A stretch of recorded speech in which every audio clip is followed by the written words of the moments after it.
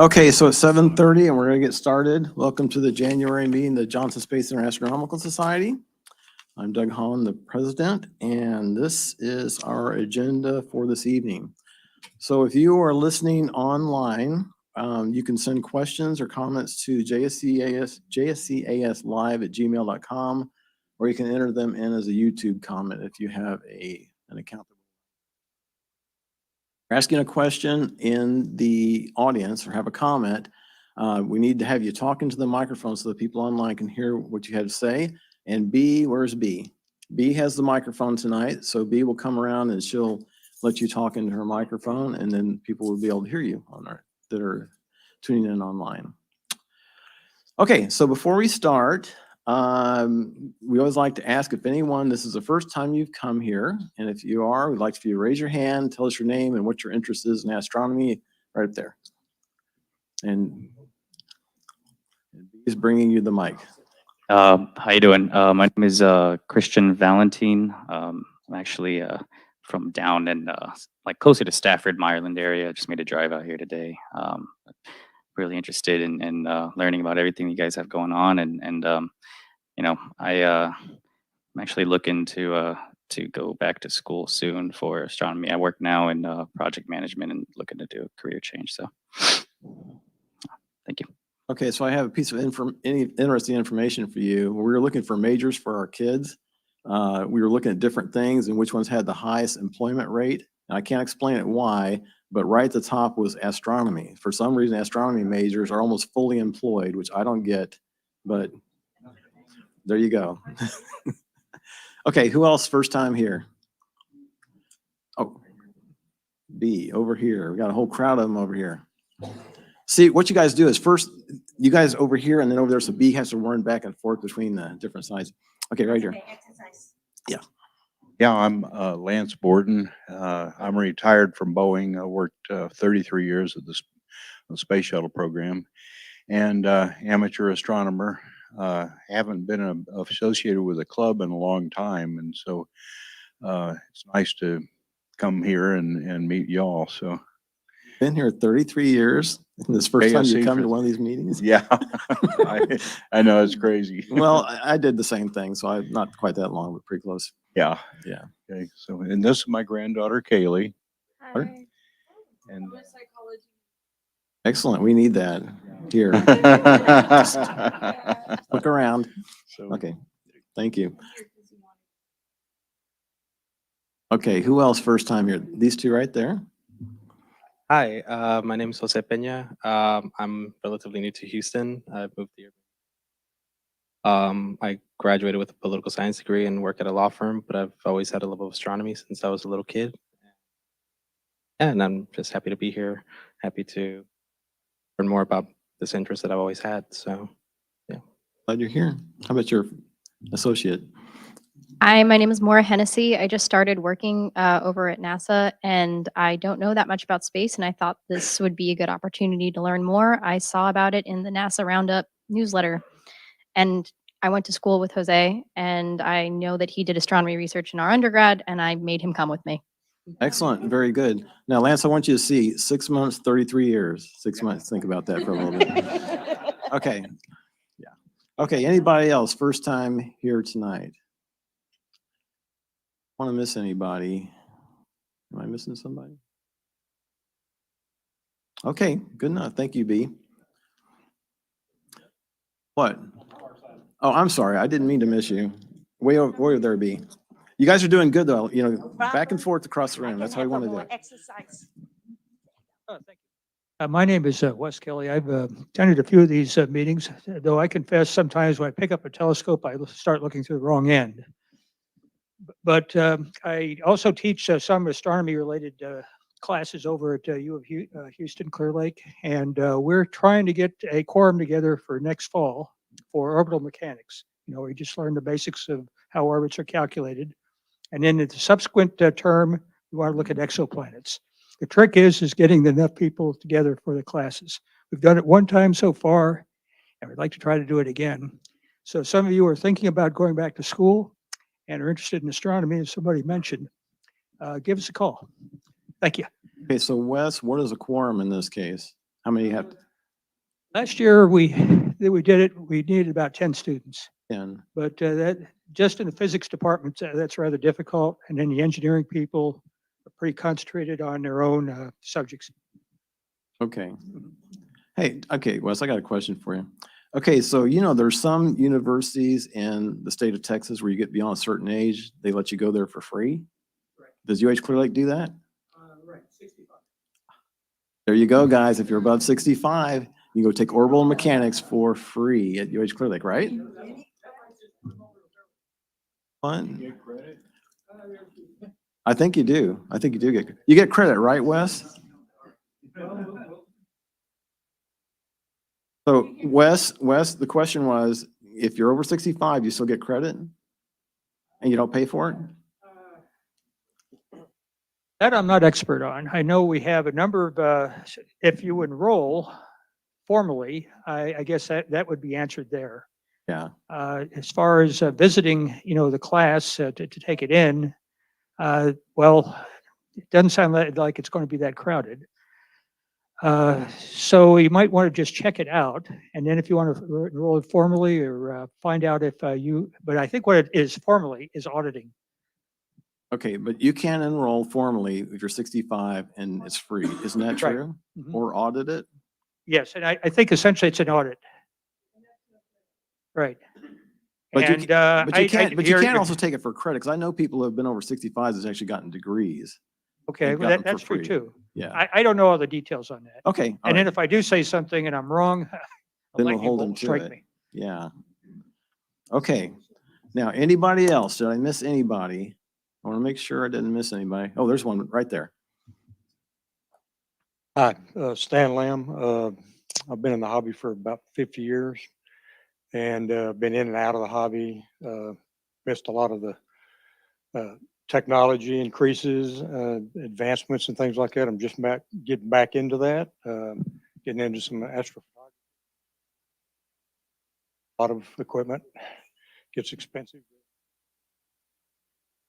I've been watching the meetings on the streaming on YouTube and congratulate everybody that's involved in that. It's great. I've been members of several clubs over the years and been in and out of the hobby, like I said, because of career and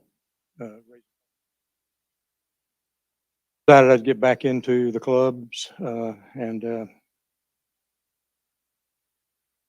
Excellent. So yeah, well, you came to the right place. There's a lot of us that are interested in that. So you've been watching our meetings online? Yes.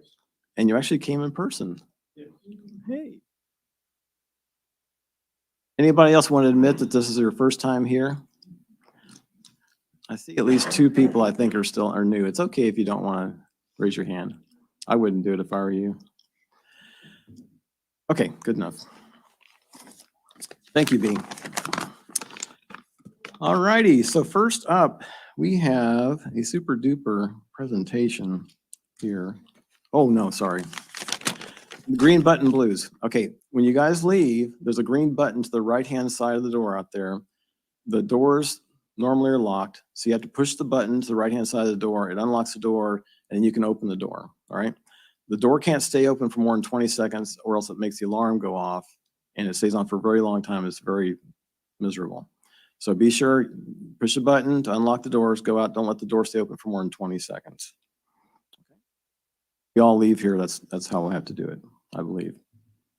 Okay, reminder to presenters. Okay, guys, when you're up here talking to the microphone so people online can hear you, these mics are wired out of phase with each other for noise canceling. That's why that one's pointing over there. So talking to this one, ignore that one. Or if you want to use one of these handheld mics, that's fine too. Use the mouse pointer on here. Don't use a green laser pointer. Justin, you know what I'm talking about, right? I see that we only got 3 presenters tonight. I want to make sure everybody gets this. Okay, so use the mouse pointer so people online can see it. And B will do the microphone for questions.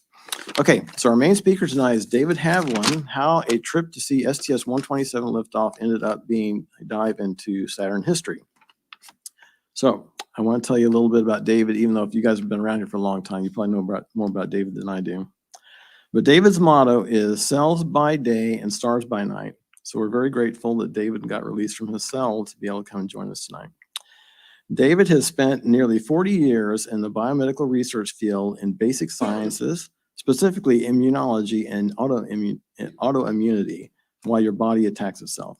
He got his PhD from the University of California at Riverside, then went to Washington University in St. Louis, then to the University of Texas Health Science Center here in Houston, and has worked for the last 10 years at the Methodist Research Institute. He currently assists researchers in their investigations into cancer stem cells, biomarkers, and immunological studies. He's published articles, book chapters, been a reviewer for a number of scientific journals, and has participated and helped organize the international workshops. His PhD has nothing, he repeats, nothing to do with astronomy. He got started in astronomy in 1998. He joined the JSC AS in 1999, Lance, 1 year. And has always had an interest in space flight and the moon. In early 2000s, he met Connie, the lady sitting next to him, who also had an interest in astronomy, and they eloped in Hawaii in 2004, and they actually came back. They have helped organize and run the Houston Astronomy Day, held positions in both JSCAS and Fort Bend Astronomy Club, co-led an eclipse tour with Paul Maley, and helped Paul with the 2018 Pluto occultation of a 12.9 magnitude star, and both have obtained the Outreach Stellar and Master Outreach Awards offered by the Astronomical League. His astronomical interests are broad, but galaxies and nebulas are high on the list, only behind observing and photographing the moon. Tonight, he is hoping to render a fun ride through Saturn history. So join me in welcoming our speaker, David Haviland. Oh, Dr. David Haviland, sorry.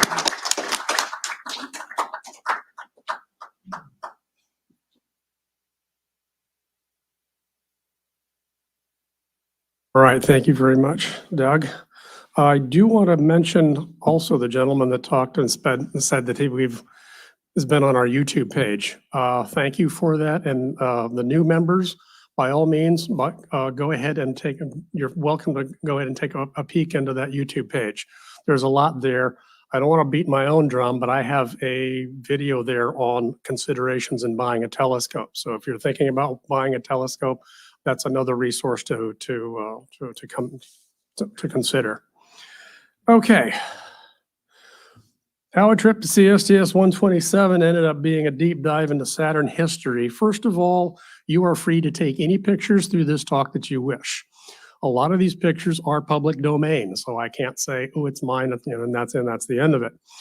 The previous club that I gave this talk to asked if I would cull everything down into the slides that just have links, and I'm more than happy to send that out. If you want the talk, you can have it, but I'm going to warn you, it's got to be a Google share because it's about 60 megs. The talk generated from things that I saw when Connie and I were out at KS Kennedy Space Center to try to watch the 127 take off. And then one thing led to another, and I kept researching things. So this talk basically is where my interest took me. You may very well ask, and there may be some seasoned Apollo vets still here, may ask me, or people from Boeing may ask me a question, and the answer is, I don't know. My research didn't take me down that rabbit hole. So my research really basically took me on my interests of things that I noted. So let's go ahead and jump in. STS-127 was a NASA space shuttle mission to the ISS. It was supposed to be the 23rd flight of Endeavour. Dates were supposed to be July 15th to July 31st, and we were there from June 11th to June 19th. While you're there at KSC, you kind of get treated royally. So yeah, there's going to be a few vacation pics here. So this isn't a heavy duty talk, it's just a sit back and relax type talk. At KSC in the Rocket Garden, you've got this the walkway that was actually used for the Apollo missions, where they walk down and then would climb into the White Room and then hop into the capsule and be ready for liftoff. But all over on the Rocket Park, you've got this large Saturn 1B, and I'm going to come around and talk about the Saturn 1B in a bit. There's a story behind that grand lady. Over on the side, they've got an F1 engine, and we're going to talk about this about 2/3 of the way through the talk because this almost became the showstopper for the Saturn project. Over here, of course, was Endeavour. We saw it. as the bus was pulling around, and you get to do all kinds of derpy things when this is the fence. We weren't allowed any closer, and that's the closest I was able to get was 150 millimeters. But you get to go do derpy things, and you get to get a little tour of the VAB, and it was a fun thing. It was at the invitation of JSC. At that time, JSC was trying to do a public relations thing, so it was inviting all the presidents of the astronomy clubs at the time, and that's how we actually ended up with the invitation. All we had to do was get out there and pay for the hotel. I had a whole bunch of displays, and again the shuttle we were trying to see, but I don't know if it was the longest one to take off, but it took a while. We were there for the first attempt on June 13th, gaseous hydrogen leak near the ground umbilical carrier plate. Gee, that's also what happened with SLS. And people say, well, they've fixed the problem. I said, well, no, you don't know how materials are going to respond at minus 400 plus degrees Fahrenheit. So they tried a second attempt on the 17th. We got scrubbed on that. We were literally driving out to the pad at about 2 a.m. The leak persisted, and that was aborted. Then you look for July 11th, lightning. July 12th, lightning. July 13th, lightning warning at the launch site. In fact, you can actually see this guy spiraling around and hitting the top lightning rod there at the pad. It finally lifted off on July 15th. We were there from the 9th to the 19th, so we missed it is the upshot. Even from our hotel room, we were able to garner a few ourselves. It took me about 80 shots to get that one, but that's fine. Where's this all going? It's all going because I came across this guy, and I'm going, SA-209, what does that mean, and what's the history of this bird? And to cut matters short, this was actually a flying this was supposed to be a flying piece of hardware, but it never flew. So it's laying on its side at Kennedy Space Center. The other thing that tipped my interest was this. I've been aware of the crawlers, but I didn't know exactly how they worked. So these two things kind of started this tickle the imagination to start doing these deep dives into the history. So hopefully you're going to join me on the ride. This is a picture of the shuttle on the crawler. I'm going to talk a little bit about the crawler because the crawler hasn't changed much, though they've modified it. Now they have modified these pads. The original pads, they weigh about 6 million pounds. The ones for the Saturn are no longer in existence. They have been scrapped. Some of the ones for the shuttle have been scrapped. They've been modifying and making new ones. SLS has had a completely new pad put out. It sits on top. You've got the half tracks that you see. You're going to see these guys. I'll talk about those and the pegs that sit down on them. And out in the storage yard, they plunk down and plunk on these pads. They're actually stored off site, but they also plunk onto these pins at the launch pad too. There's one back here, kind of one at the midpoint, one up front. This is the flame trench. So there's one over here, and one back here. And this is actually from the Apollo days. They've got, so relative size to scale for humans. So we're talking this being this, and this big, huge pin plunks down in the middle. Now, distant member, Ann Mikolos, told me that she was a part of a team as a co-pad supervisor, and she supervised some, I believe it was some 70 plus launches. Told me that while these were dropped in, it's just the weight that kept it in place. These were never bolted, even though it looks like they were. She agreed that they were probably bolted for Saturn. But you can imagine the size of the bolts there for this thing. Crawler uses a latest guidance system and a leveling system to keep it absolutely level as it goes up at 5% grade. So you can see that it's actually level relative to this 5% grade coming up here. In season 3, episode 14 of Dirty Jobs, Mike Rowe helped co-workers clean and re-grease the crawler with wheel bearing grease. 55-gallon drum of it, by the way. Burns 127 gallons of gasoline per mile. Initial lifting capacity was boosted in 2014 to 16 from 12 million pounds to 18 million pounds. The very top of the shuttle, the liquid fuel tank, that little spike during the 4.5-mile trip from the VAB to the launch pad, that top tip never exceeded the circumference of a basketball. That's how accurate this thing is. Oh yeah, and my one goal is even for Saturn nuts, I hope you learn at least one new fact today. That's my goal. Okay, gory details on the crawler. Curb weight is about 6 million pounds. It can go adjust anywhere from 20 to 26 feet. I'll spare the dimensions. It's got 2 massive diesel engines that drive 4 electric generators that actually run the motors that drive the tracks. So it's basically they're using diesel energy to run the motors, which are electric. Okay, there you go. 16 traction motors. You've got four tracks on each corner. The mobile launch platform, I'm sorry, I misspoke, is 11 million pounds, 4.3 miles to pad 39B. It's a 6 to 8 hour trip, depending on how fast it goes. 57 shoes on each track. Each track weighs a ton. So let's head to the launch facilities because they're kind of fun. This is an aerial view, obviously, the vehicle assembly building. 4.5 mile track down here to pad 39A. Over here is the weather station. Over here is the storage area where I'll show you some things that are kept during that time. And then over here, you come down the tracks to pad 39B. 39B is where SLS launched. 39A is where all of SpaceX is working because SpaceX has had the contract to use that launch site for, I forget how long, honestly. It seems like it's been for a while. But those are the 2 pads, 39A, 39B. I believe Apollo 11 took off from 39A. But the original plan, a la 1960, let me walk you through it. Here's the VAB. You come out here to 39C? Really? Now 39A. Here's 39B that we know. This one up here was planned as 39A, 39D, and then 39E. They thought they were going to be launching Saturn after Saturn after Saturn, launching them dozens at a time. Word kind of got around by 61 that wasn't going to happen, and they just said, let's work up these 2. So I renamed this one 39A, but at one time there were 5 pad 39s planned. The exhaust flame trench measures 59 feet wide, 500 feet long. It could not be made below sea level because of the water table.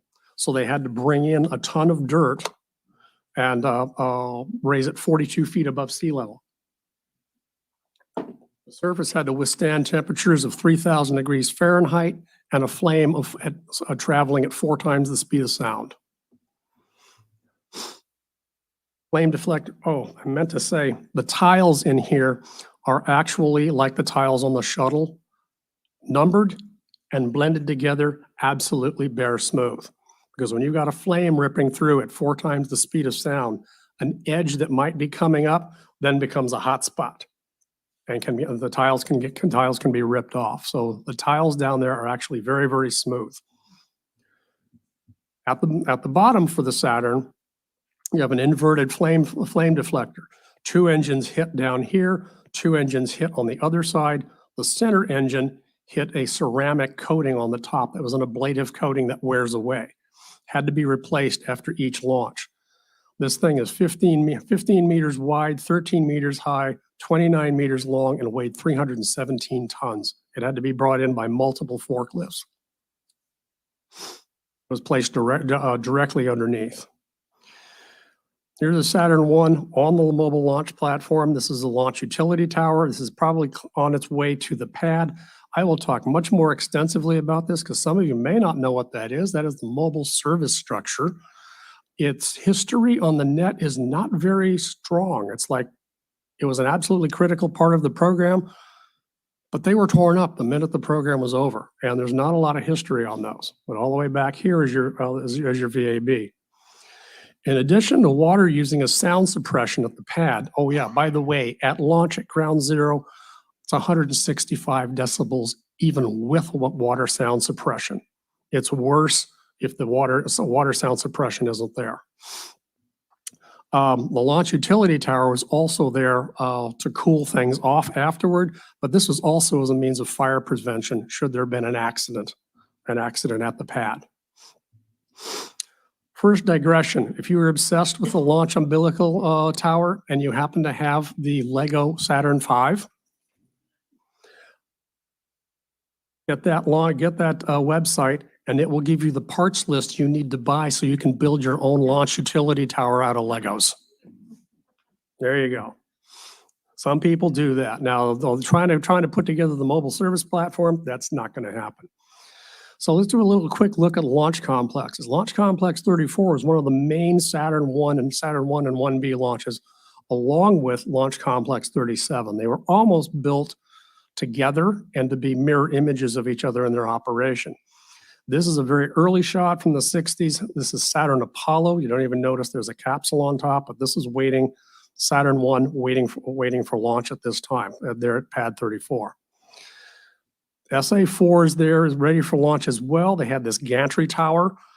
They actually rolled this out and assembled the rocket on the pad. They didn't use the VAB for this and roll it out. That was only for pad 39A and 39B. Here, the rocket was assembled out in the elements and put together. This was rolled back. This is the blockhouse. This is where they said, okay, 3, 2, 1, ignition, fire. And the blockhouse is back here. Now the tower, as I said, is what was used to prep the vehicle. Flight hardware is identified as SA-205. That's Saturn Apollo. This became Apollo 7. It's being assembled there at the pad, at pad 34. This wraps around the crane. They can lift tons, assemble it all the way up to the command module. It's all trucked out there. Apollo 7 ready to go. Lift off on October 11th, 1968. Further in the background, stepping back, but this was also the last launch at Launch Complex 34. They decided to shut it down and move all Saturn 1B operations over to pad 39. It was also the same launch complex at Apollo 1 that took the lives of Grissom, White, and Chaffee. So it was formally inaugurated on June 5th, 61. The first launch was October 27th, 61. The last launch was 68, and it was decommissioned after that point. 1B and 1A, Saturn 1s and 1B were both launched at Launch Complex 37 as well. 37 is still active, but it's now used for Delta V launches. That's where it was in its heyday. That's where it is currently. It is part of the history tour if you get over there. Now, you have to submit your driver's license because you're not on the public side at Kennedy. You're now on the military side of Cape Canaveral, and that's under the Air Force, and they will ask for your ID before they let you in. But over here, you've got the flame trenches. You can see the grass and foliage is really kicked in. This is stamped on the pad, abandoned in place. Off to the side, there's a memorial bench for Chaffee, White, and Grissom. But it's basically here abandoned in place, and you can walk around it. I don't think you can walk underneath it anymore. But it's there as the memorial to Apollo 1. Okay, wait a second. Let's get back to the topic of Saturns. The first launch of the Saturn 1, but not the 1B, was in October of 61. When did Yuri Gagarin go up? April of 61. We put this thing together not even 6 months after Yuri Gagarin left. There's a story behind that. But the first launch of the Saturn V wasn't until November of 67. Why the 6-year discrepancy? What's going on here? So we launched Saturn V as Apollo 4 and 6, and Apollo 8, we went to the moon. Okay, was it really that easy? Well, they're part of the same program, but they were developed separately, even though they were under the umbrella of the Saturn program. So let's trace this a little bit. Quite honestly, this is probably the most important slide in the entire presentation. I'll talk about the Saturn 1B booster. Believe it or not, in 1961, it was off-the-shelf proven hardware. They just put it together and say, hey, why not? Let's think outside the box, put this thing together and go. We can assemble a second stage. We can have this either empty or put a LEM in it or put a capsule on it. You can't do both. It didn't have the lift capacity for it. So you had to pick one or the other. But then let's use this assembly on top of the Saturn V. We have to work out the details of the second stage, the first stage, and then we'll talk about the F1 engines. There was a minor issue with the second stage that we'll talk about, but they had to get a big issue squared away with the F1 engines. So this is the bad boy that took us to the moon. This is like the bride. It's the one that got married. Well, Saturn 1B is maybe more your bridesmaid. It's the one that did all the work. It's the one that did all the debugging, the lifting, the coordination of the systems. Without the 1B, the Saturn V wouldn't have flown because the 1B allowed us to get all the system integration and testing here done. So all we had to do was worry about the boosters down here. So still in my heart, I lean, yeah, I love the Saturn V. My favorite is still the 1B. I like it. I've got a 3D print model. It's about 2.5 feet tall, and it's near and dear to my heart. So hopefully I'll show you that in a little bit. What did I say about proven hardware? They came in with the Juno rocket, which is an intermediate ballistic missile, and Redstone. Well, as we know, Redstone took Alan Shepard up, took up Gus Grissom, and they said, okay, but this is proven hardware from 1958. Somebody thought outside the box and said, let's put a thrust plate together, use the Juno tank as the center tank, and put 8 Redstones around it and intermix it between liquid oxygen and fuel. In this case, it's RP1, refined kerosene, and use that. And sure enough, you get it. They got it together. I won't belabor the history of the Rocketdyne, but the H1 engine that they used, its foundation was already developed and it was proven hardware in 1958. It was a clear and easy choice. So when you see the Saturn 1 and 1B boosters, you're looking at this baby, because you've got the center Juno core tanks, and then you've got these Redstone tanks. It was the easiest thing to put together, and they did it 6 months after Yuri Gagarin went up. And in effect, before we knew it, we had a heavy lift vehicle. And it took about 5 more launches, and then at least on paper at that time, Kennedy signed off saying, hey, we're now leapfrogging ahead of the Soviets here because we now have a heavy lift vehicle. So I apologize, this was taken off of a video. Here's the thrust plate in construction, and there's a person there for relative size comparison. And it's like a rotisserie. They spin it, put one on the opposite side, spin it, and keep adding the boosters. And next thing you know, you have yourself an assembly factory. Putting the booster together here. This one is waiting for the tanks. Who knows? Maybe these tanks were going to find their way over to there. But you've got one production piece here, one production piece here, ready to go. And October 61, this thing launched, and it was really a test of just the booster. I don't think there was anything here except for maybe some water as ballast. It was tested many times. The engines were tested many times at Marshall Space Center in combination. Fully developed, it could lift 46,000 pounds. And this video is absolutely hysterical because the controllers in the blockhouse just lose it. They're just so giddy when this thing lifts off the pad, and they've never had anything lift off that had that much power at the time. It's a fun video. So they did quite a bit of testing with multiple engines at Marshall and to some degree at, I believe, at Huntsville. This is an F1 over here that we'll talk about when I get to the F1s. They upgraded the engines and kept working. This piece is the one you probably saw on your Facebook feed saying, NASA's willing to give away a Saturn 1 booster. Do you want it? Yeah, but you got to pay for its shipping. The downside is the minute they tried to move it, it completely collapsed.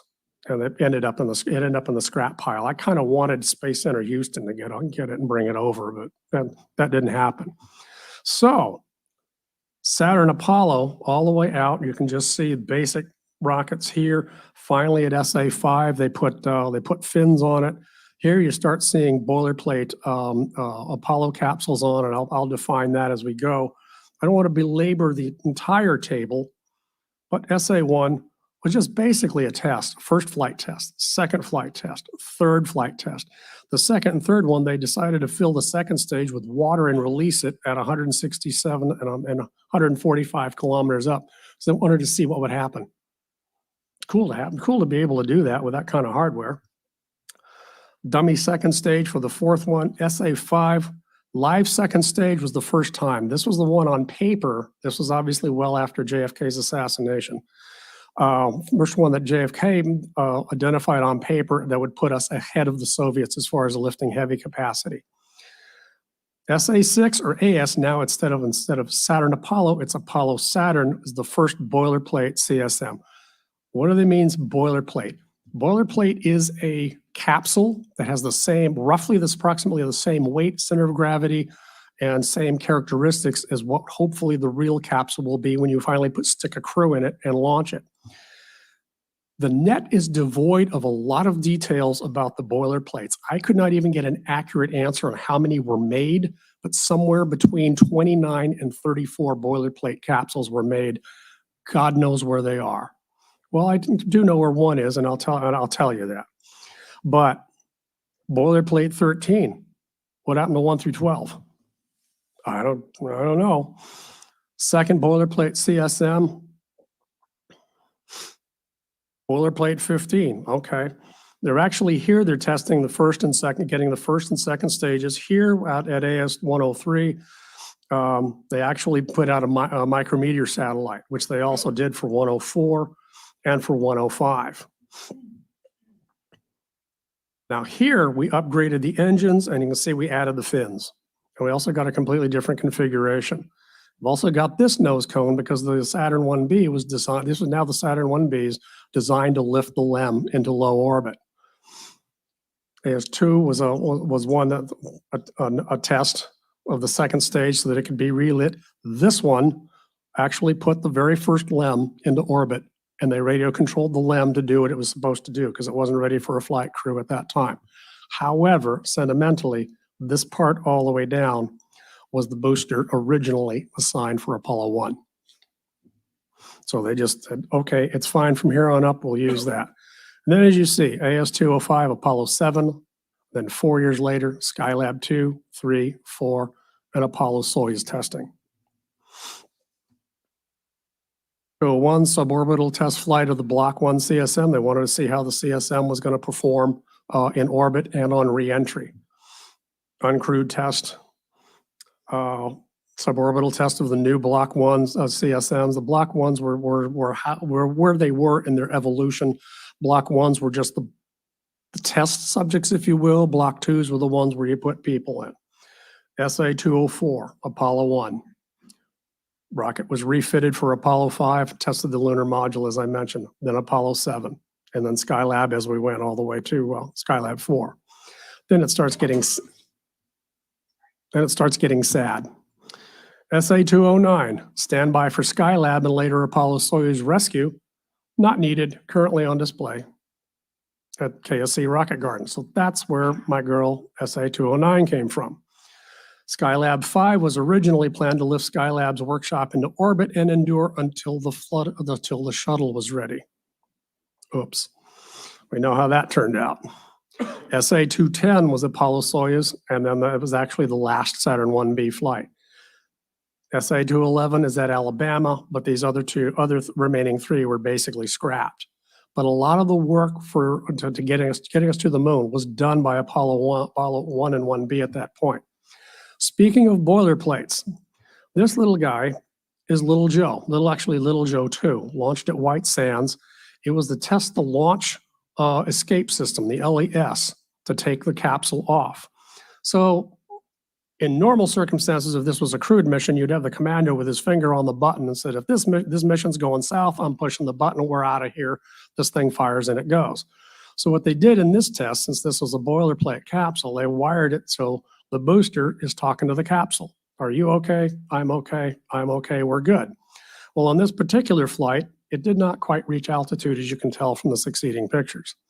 One of the gyros was slightly misset in the fins, and the rocket started to develop a rotational velocity. And as you can see here, it started to come apart. And it's okay, not okay. Okay, I'm going to fire. And here you can actually see the launch escape system taking the capsule off. And they said, no, we don't care if we didn't make our 55,000 feet before the thing went off. It worked. We're good. And that's how they work. That's how NASA was working at the time. So that's the launch system they put on the Saturn 1s and the Saturn 1Bs. This boilerplate capsule is outside Space Center Houston next to the T-38s. That's the only one I could track down. All right. VAB looking down, you've got the main control center here. This is a test model going to the pad. I will specifically talk about this one in a few slides. At the pad, Apollo at the pad, this one is actually a real mission, I can tell. I can't tell you which one, I don't recall, but here is the mobile service structure coming in. The mobile service structure is really, really cool, and there's not a lot of history on it. It too had to be lifted by the crawler, brought in, and then this thing completely wraps around, bear hugs the entire vehicle, and allows it to be serviced on the pad from nose to tail. Here it is as it's coming in, and yes, those are people. This is the mobile service platform. Here's the top part of your Saturn. Fully wrapped around Apollo Soyuz. This one is on the milk stand. I'll get to that point, but they decided when they shifted things from Launch Complex 34, they were going to use the milk stand so they could still use the launch utility tower and still use the mobile service platform. But they could get to anywhere in the rocket with this mobile service structure. This lady kindly let me use the picture as long as I gave her acknowledgement. I got this on one of the Facebook Apollo groups. This is her father, Anthony Kent, and he is working on the final closeout checkout of the lunar rover on Apollo 15. And as you can see, it is cramped. And it's Florida, it's probably hot and humid. But this is actually a fold-away floor that goes up and goes down. But he's in there. This is the rocket over here. And they're in there checking things. Kind of narrow space. This is the mobile service platform. This is the rocket. The floors were removable. This one is not him, but I'm not sure what's going on. I think up and down is going in this direction. They are working on something. But again, technicians could get to every part that needed to be serviced. So if something wasn't right in the lunar module, they could use that mobile service structure, get in and service it. They're not easy to come by. As I said, okay, I've already took the meat out of this slide. After Apollo 7, Launch Complex 34 was shut down, turned into a national monument. They used everything here for the milk stand to put the Saturn 1Bs on. And as you can see, there's people, size comparison. So this was quite a structure in of itself. And it also moved from the VAB 4.2 miles out to the pad. Here this one is, I'm not sure if this is Skylab or ASTP, but it's on its way out to get dropped, and you can actually see the I'll say 5 of the 6 pins that the mobile launch platform gets set upon. And then this is your flame trench. Apollo 6 and rollout. This is actually at the pad. This is the launch utility tower. The shelves, if you will, haven't completely closed in around it on the mobile service platform. But here's Apollo 6 rolling out of the VAB. Looking up inside, this is pre-assembly. This is actually the inside. This is the service module. In here would normally be the LEM. When the LEM is folded up, it sits on its knees on these 4 connect points. They have not yet put in the engine cowl on the CSM side of it. This is the instrument ring. Talk about that like right now. Instrument ring is up at the top of the 3rd stage. It is what coordinated what stages were doing what. It was what was relaying telemetry to Houston. And as you can see, there's plenty of room for people in there. The instrument ring was the guts and the brains of the rocket. It's what kept particularly Apollo 12 going after it was hit by lightning, not once but twice. This is in the VAB. Heavy crane, ready to pull this in. This is the instrument ring. Yeah, there are people still in there. I don't know if they get moved out as a matter of safety before putting it on there, but this is also the 60s. Apollo 12 rolling out to the pad. Here's the mobile service structure sitting there. Apollo 500F, we're going to talk about this one a little bit, was rolled out even before 39A was before the pad was even finished being constructed. There are 3 little tidbits I'm going to try to show you. Don't let anyone fool you. If somebody comes up to you and tries to brag and say, oh, this is the one that Alan Shepard was on, you can call them on it. Why? See this ring down here? There's a ring up here and there's a ring up here. All other flying Saturn V's do not have those rings. This was brought to the pad fully capable of accepting fuel, and that's what its job was. It was a actual rocket from here to here, except for one minor problem. Didn't have engines. It had engine cowls down here for whatever reason, but it did not have F1 engines. Its purpose was to test the launch utility tower, fueling and unfueling. And since we all love NASA, but yeah, they picked the lowest bidder, a glove was found in the liquid oxygen fuel line, and they found at least one wrench in the kerosene fuel line. So they found a few things. It was to debug the fueling and defueling. The mobile service platform was also brought in to debug it, to make sure the technicians had access to every inch of this rocket that they needed to have. This was nothing but a test article. After this was rolled back to the VAB, it was disassembled. So even though there were real tanks in that stage, and that stage, they were fueled, life is good, unfueled, taken apart.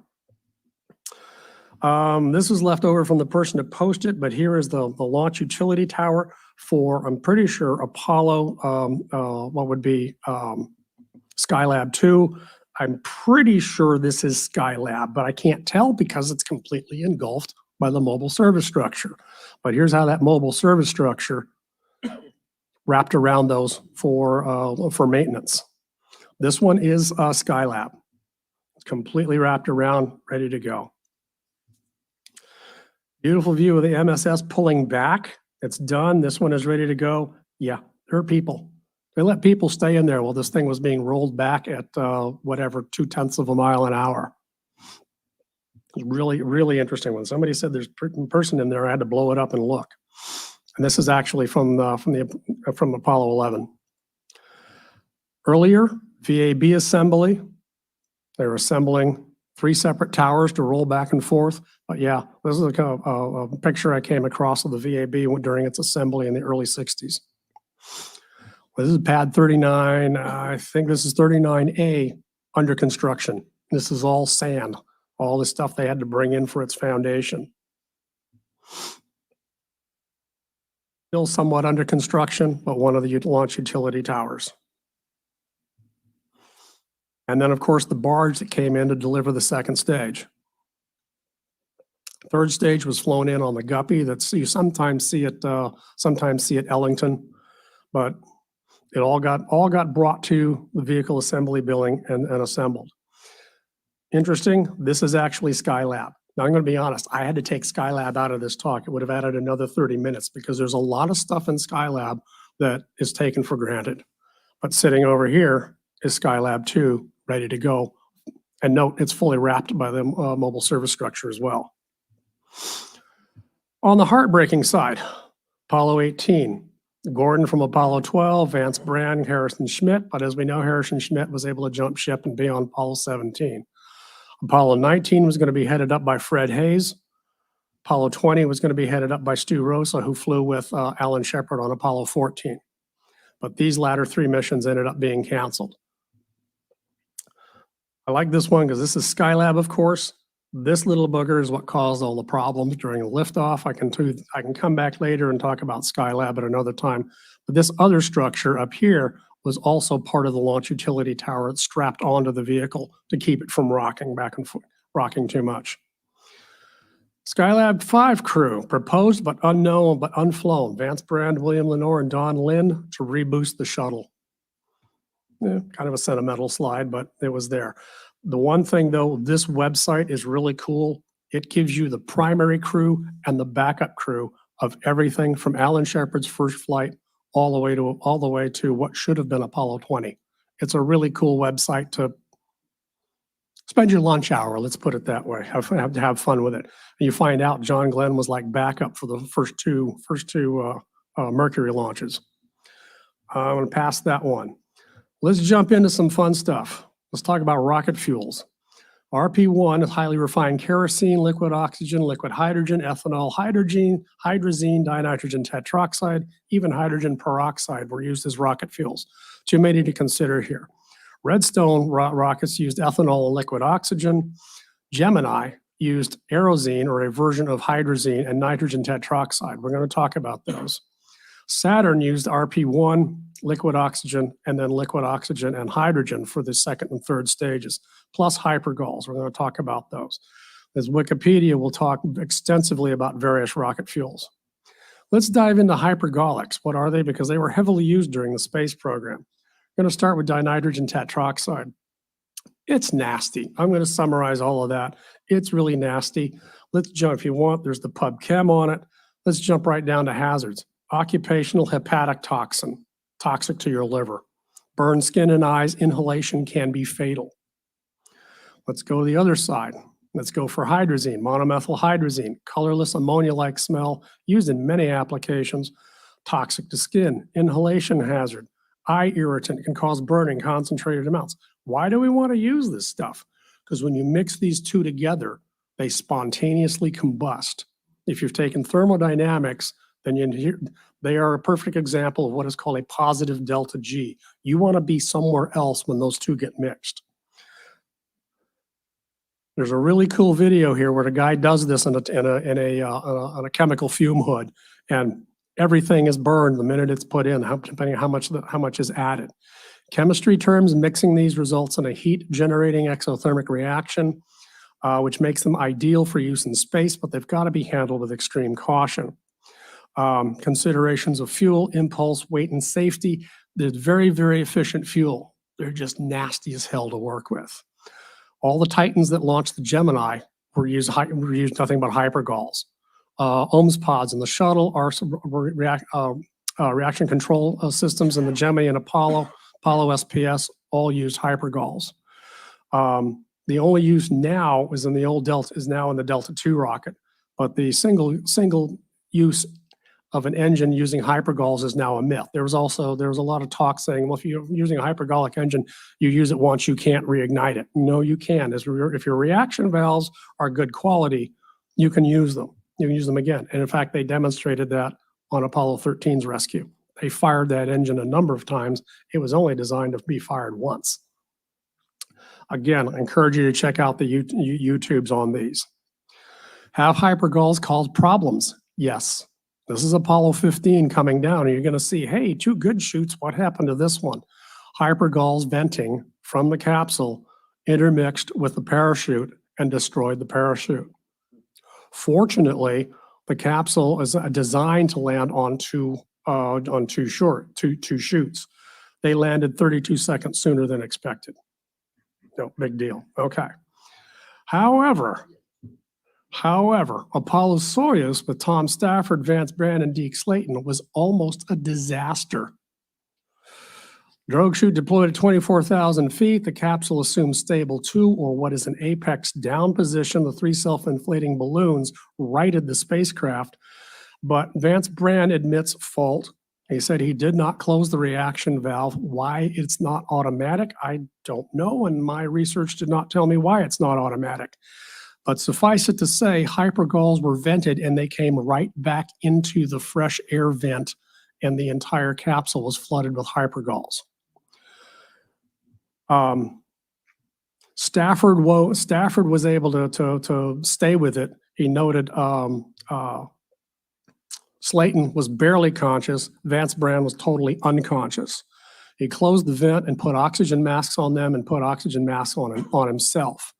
There's a video I wanted to try to get the link to, but I couldn't. But Stafford gets out of the capsule and he walks with assistance and he goes, yeah, we had a great mission and it was good to do this for international relations with the Soviets. And he is hanging on to both sides of the podium with dear life because he can barely breathe and his head is spinning. Slayton and Brand were still in the capsule. All 3 of them ended up having to be admitted to the hospital and treated for chemically induced pneumonia for the next 2 weeks. They were probably within seconds of hasta la vista, no doubt. Okay, changing gears to a more optimistic side. The Saturn V's second stage, as the vehicle got heavier, they're saying, no, we need to bring this, we need to bring this. Oh yeah, we need to bring a rover. It started getting heavier and heavier, and they said, well, we need to lighten something. So they picked the second stage, and what they had to do is they had 2 bulkheads. Liquid oxygen is down there at minus 297. Liquid hydrogen is minus 428.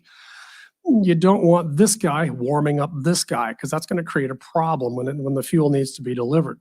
So they said, well, can we shorten it and do it with one bulkhead? And the answer was yes. And they did that, but they had to, this was done in Huntington Beach, California, excuse me. And they had to rely on a most unreliable source of expertise. Surfers. Surfers knew how to work with the foam. They knew how to work with it and figure it out, and they were able to help figure out a bulkhead that would keep these two temperature-wise separate and would give what they needed with the shorter length and lighter weight. The only problem was when the surf was up, they had a slight absentee problem. There you go. Okay, while we're on the topic of boosters and fuels, let's talk about this. This Everyday Astronaut one is a really cool one. This is obviously not from the shuttle, or I'm sorry, not from the Saturn V. This is the shuttle RS-25 engine. And it is one of the most beautifully efficient engines that we've got. If you could get close to the engine while it is burning, while it is running, you could freeze your hot dog to the outside of this. You can ship it off and incinerate it underneath. So it's absolutely incredible. It's scorching on the inside, freezing on the outside. So how are they cooling this? How do you cool a rocket engine? Because you need that engine to help you get to orbit. Well, you can use what is called regenerative cooling. Some of the upper fuels that are used, like liquid oxygen, can be used to cool the engine. That's the RS-25. You can use what's called film cooling, where you use one of the fuels to create a boundary layer to keep that between the combustion and the nozzle, and I'll show you that shortly. You can also use an ablative cooling, and that's a material that's placed between the combustion and the nozzle. It's designed to burn off as the engine runs, but the only restriction is that's a single-use engine. Very efficient shuttle, as I sent you here, as I say here, regenerative cooling. They're using liquid oxygen all through here to keep that engine cool. So while this thing is running and you're seeing that apex cone, this is, I see this all the time with our liquid nitrogen doers at work. This is gas, very cool gas coming off the side. It's really, really wild on how the thing works. The ablative engines burn off this inner layer that you can kind of see here in red. The problem you have to watch out for is the area of the throat. As that gets bigger, your expansion ratio, or what the efficiency of the engine, is going to go down the more this gets burned off.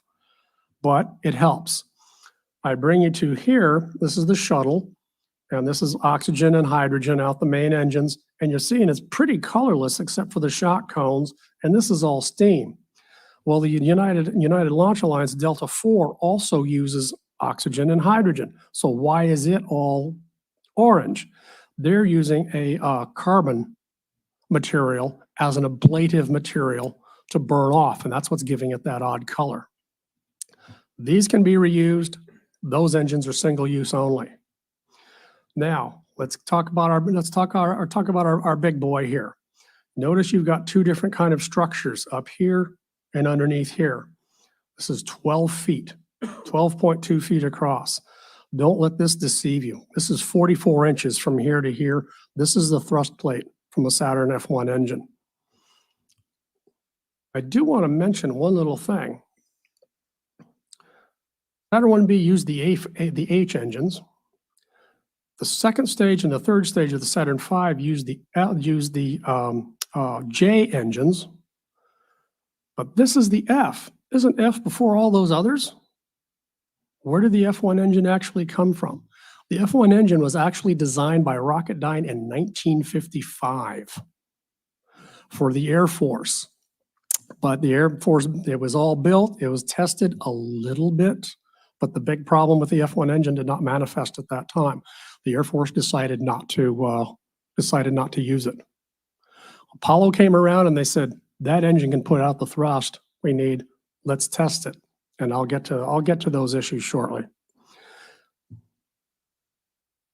This is our own Kayla LaFrance here at Space Center Houston with our Saturn V. Again, 12.2 feet across. It is a monster. 1.5 million pounds of thrust each.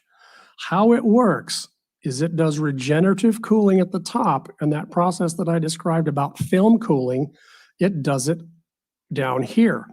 Well, what exactly is this? This is the turbo pump that take the RP1 kerosene and the liquid oxygen and ram it into that thrust plate.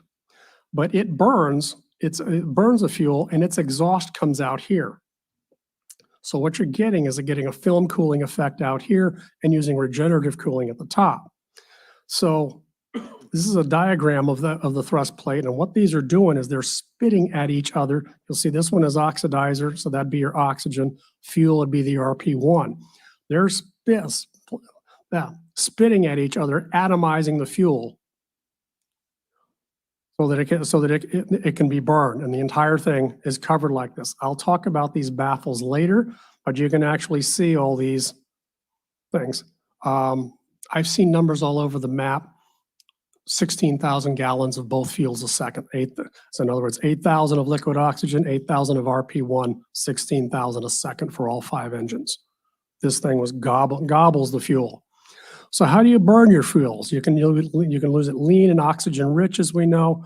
Optimally, you can use the maximal use of your fuels. You get your max thrust, but you've got a heat issue to be concerned of. You can also run it fuel rich, as you do for your 2-cycle weed whackers, possibly your cars. Your cars probably have an automatic choke. Your lawnmower might have a choke. I know my our 2-cycle engines, blower and weed eater, have a choke. That's running it on fuel rich or bordering on oxygen starved. It's not very efficient, but it is relatively cool, and that's the principle they use here for the Saturn V. This turbo pump has got plenty of oomph, even though it's running fuel rich, to shove the oxygen and our RP1 into the engine, into the thrust plate.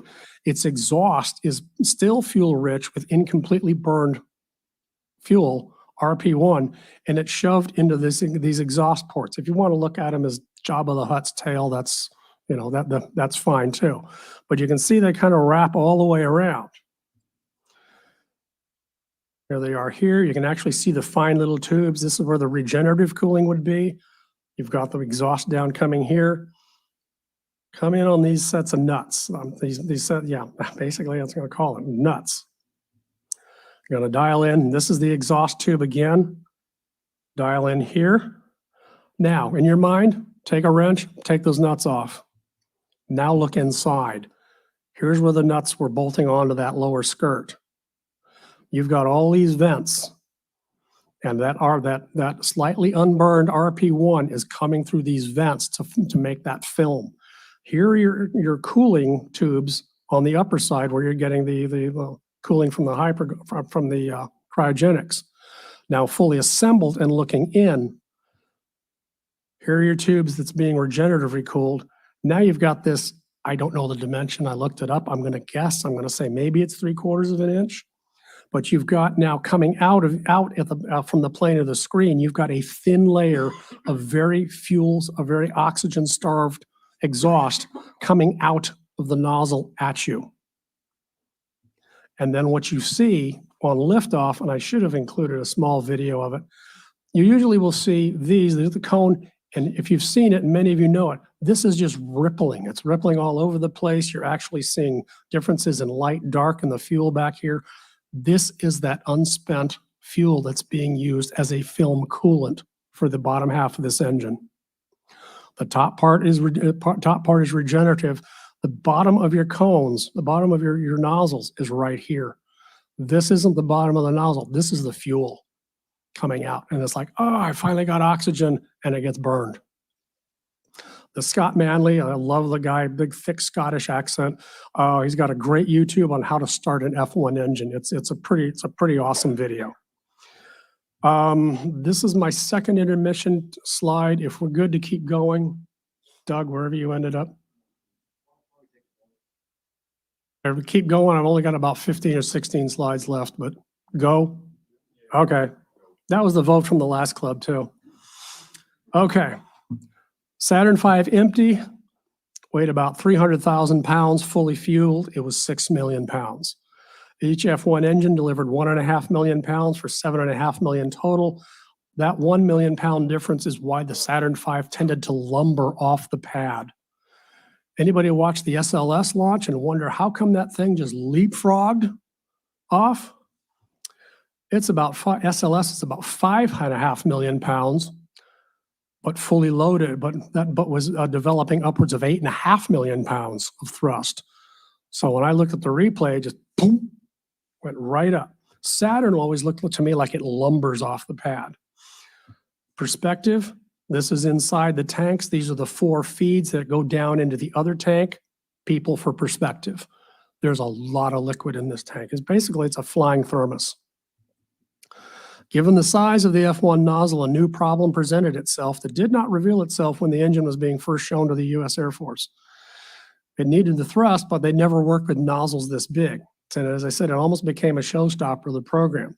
If you have still air in a room and you light a candle, you will notice that candle will just kind of wiggle just a little bit. What's happening is the flame is going for a transient small increase in oxygen. It's trying to get all the oxygen it can. So what was happening is the flame was actually oscillating inside the engine. And it would oscillate upwards around 2 kilohertz, 2,000 times a second. And it's one of those, you want to be somewhere else, but in both of these U-tubes, some of these engines would get started and within 2 seconds, the F1 engine would detonate and explode. It would destroy itself and destroy the test stand. It did some severe damage at Marshall the first time it did it. And they kept blowing up engines and not having a clue as to what was going on. Somebody with a thought said, wait a minute, see what happens if we were to put baffles in here to make the flow more laminar or more in a streamlined fashion. So again, a couple of sites here about injector baffles and engine history. They tried 12 different styles and they ended up settling on this one, F, as I showed you back here. The thin holes in the baffles were for cooling, but the baffles here helped keep things laminar.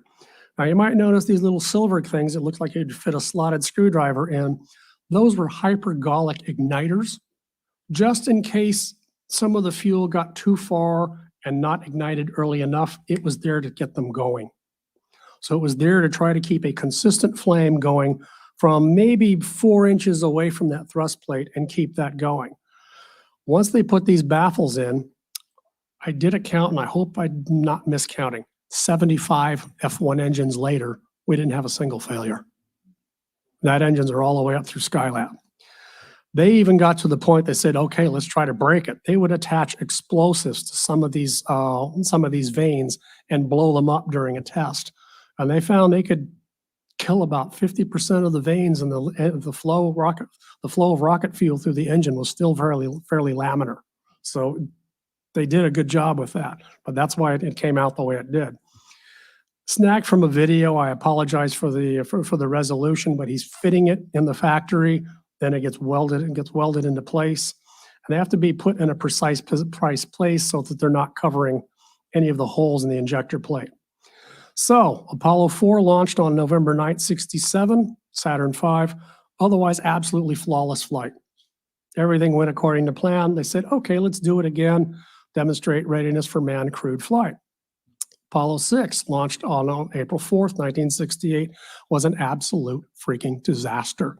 If a crew had been on it, they would have had to abort the mission. The goal of Apollo 6 was to simulate the flight to the moon, where the third stage would be reignited. Nobody's asked one question. Second stage was oxygen and hydrogen. They used hypergols as the fuel. But once you get it started, you have to keep hitting it, keep igniting it to keep it going. The third stage was also liquid oxygen and liquid hydrogen. It was ignited in orbit with hypergols and continued. And that's what gave us our translunar injection of the third stage and beyond. Now what happened is the first major problem is 30 seconds into this flight, vertical oscillations down the rocket stack, I'll show you that in the next slide, is called resonance, but it's basically like being on a pogo stick. The rocket is sitting here just bouncing back and forth, and the entire structure, for those that can't see on live, I'm basically moving my hands in and out, The entire stack is resonating. During the second stage burn, an outboard engine turned off and another engine turned off on the second stage. So the thing is already in peril as it goes. The third stage did not reignite. It ignited initially, but did not reignite. And they're scratching their heads going, what happened here? Moon machines. It's somewhat on YouTube. I've got the original DVD of the moon machines. I don't know, Ron might even have it in the library for you to check out. They talk about the resonance. What you have is you've got resonance or a vibration going all the way up and down the stack. And if it occurs to be at the node, the middle of the stack, it can amplify. And when that happens, it's like your car that is just sitting there shaking. And at some point, part of the mechanics is going to break. And that's exactly what happened. The rocket started to break. So what they did to solve it was they installed basically shock absorbers on the F1 engines. They said, okay, we can control the resonance with what these call these actuators. That engine on the second stage shut down because one of the igniter that I mentioned broke loose. And without the igniter to keep throwing that hypergolic ignition, the hydrogen and oxygen just kind of sputtered out. Well, something embarrassingly happened and they lost another engine on the second stage. It turned out it was miswired. Embarrassingly, they made had to make all 5 wiring harnesses of different lengths because what happened is the instrument ring said, oh, I got a problem in an engine. It said, okay, shut the engine down, but it was miswired and it shut down a perfectly good engine. Oops. Yeah, so they did that. They solved the resonance, and addressing that, they figured they wouldn't have to worry about the third stage reigniting. It should work as long as they didn't have resonance. You didn't hear a lot about this. Why? Where'd it go? April 4th, 1968 was when Martin Luther King was assassinated. That predominated the news, not Apollo 6. And I'm not saying it should have been. That's why you didn't hear a lot about it. So after addressing all of these, they figured a third uncrewed test flight wasn't necessary.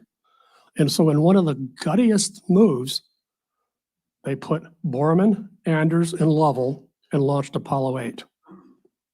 What kind of balls did that take to do? The other one, in my view, is STS-1. We're young and Crippen. Did you ever see a shuttle hop in and then get dumped into the ocean on a test flight? No. They had just tested and tested and tested and did a hope and a prayer and sent STS-1 off.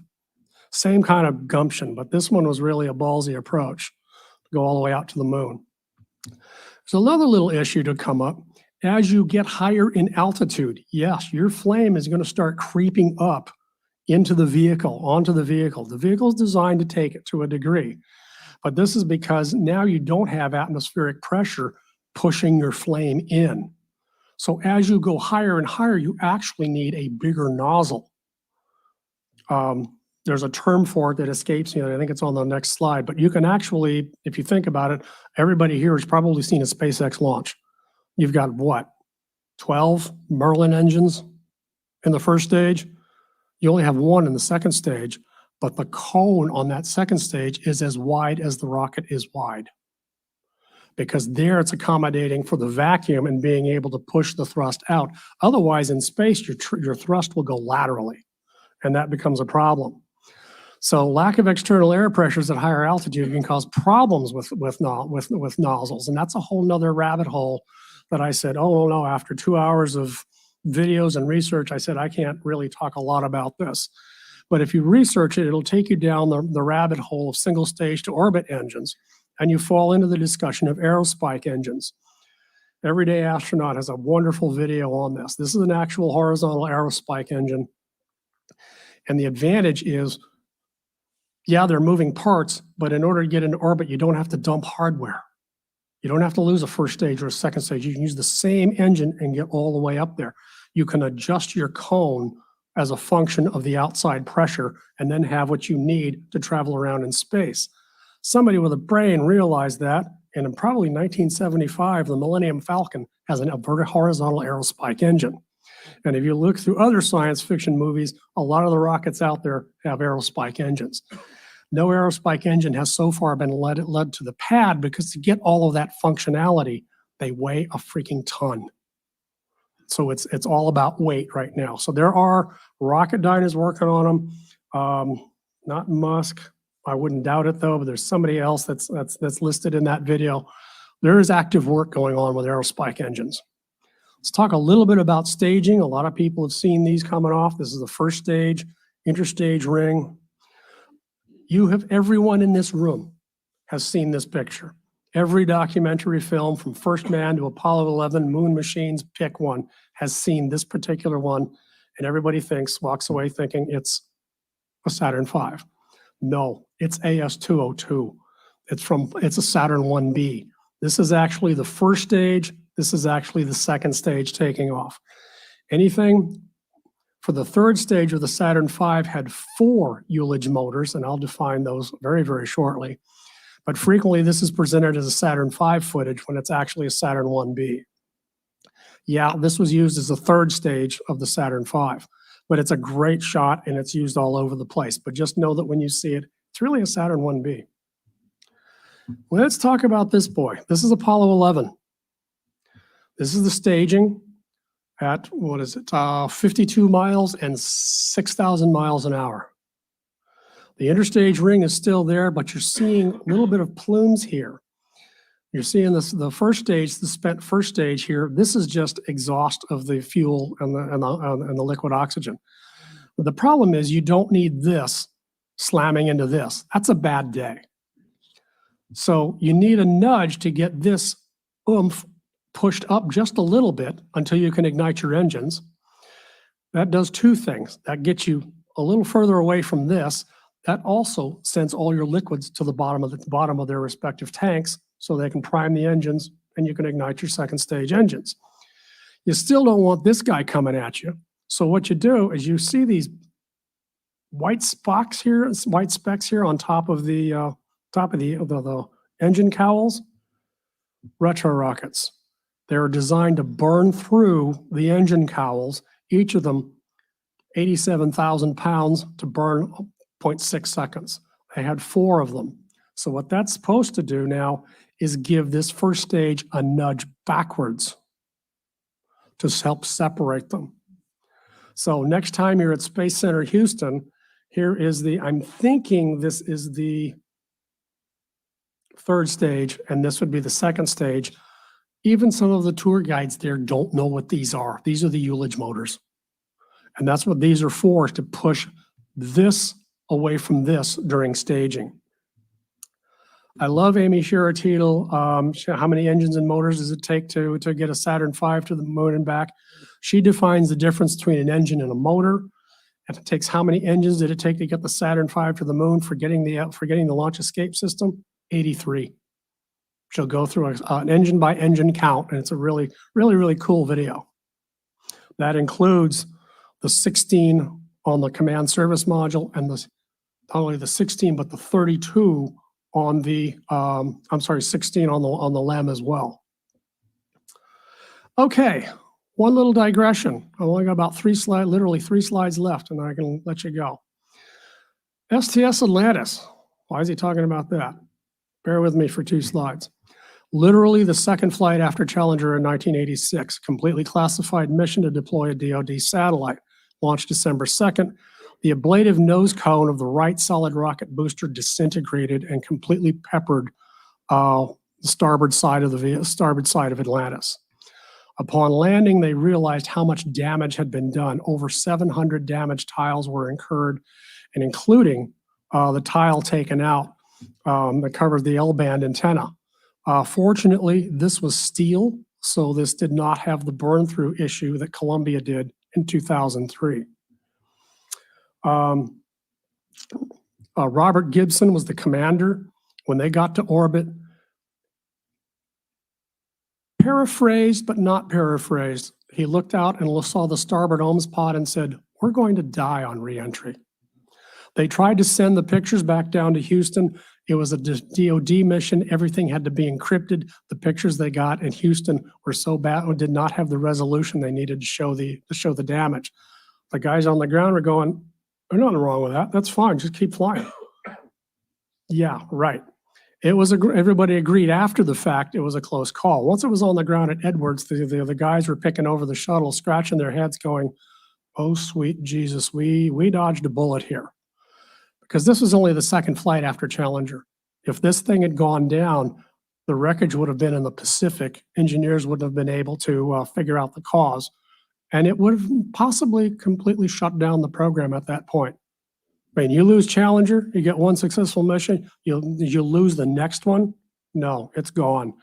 So a quote from Robert Gibson. So I knew what I was going to see if it started to go, and therefore that told me I'd have at least 60 seconds to tell Mission Control what I thought of their analysis. Pretty brazen, but he had good cause for it. The reason for that digression, in late 1971, this concept was taken off the table to use Saturn hardware to launch the shuttle. I don't want to armchair quarterback that. I think it's possibly a great idea. It might have solved a lot of problems. It would have kept the Saturn part going, but they made the decisions they made. Can't argue with it. But still, you sit there and you wonder, what if? On a somber note, this is the crews from all the Apollo missions. Now, somebody put a lot of time into figuring out and placing the people on there. Sadly, not even 10 days ago, we lost Walt Cunningham. Apollo 8, Anders, Borman, and Lovell are the only crew that's still with us, the only complete crew that is still with us, and comically, still married to their original wives. Go for that one. But see, he also put Lovell, Hayes, and Schweigert. If the crews are positioned where they were, particularly if they did joint missions. Cernan, Stafford, and Young did Apollo 10, but Young, Mattingly, and Duke did Apollo 16. So of those, the ones in color are the ones still with us. Ed Aldrin from 11, Dave Scott from 15, and Rusty Schweikert from Apollo 9. And with that, I thank you. Feel free again to grab anything, and I will try to address any questions in areas that I happen to have mentioned. And again, I'm more than happy to send a truncated version of this talk with just the links, if that's what you want. Thank you again.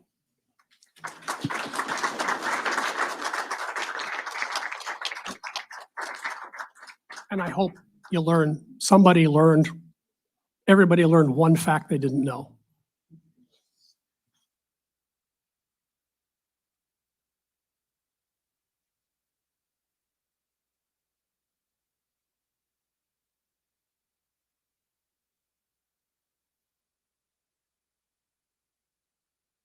It's actually out there. There's a page devoted to the mission.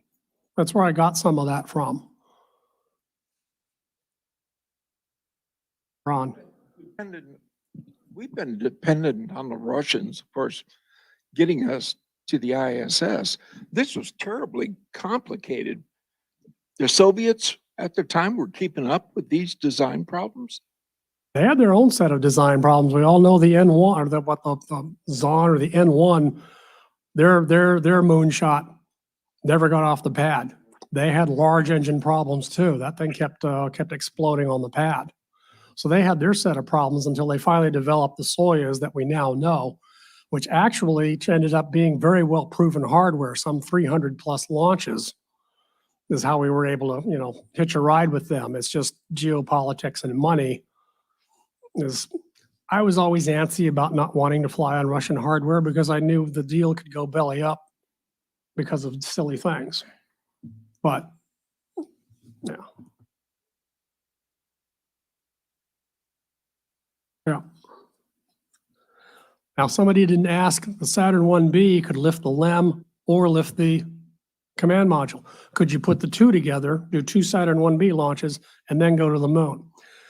That question got circulated on the Apollo groups on Facebook, and the answer was, yeah, they could have done it that way, but the SPS engine may not have enough oomph to push both the command module and the LEM out. They really needed that third stage of the Saturn V to do the translunar injection. Yep.